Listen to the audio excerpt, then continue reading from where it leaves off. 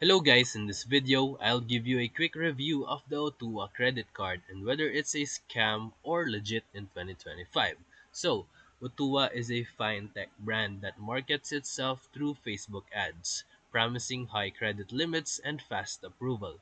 Many users are attracted by the ease of signing up and the no collateral, no income documentation promise. But here's the catch.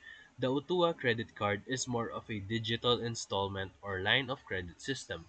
Most users report getting approved quickly, but then being asked to deposit a membership or processing fee, which is a red flag.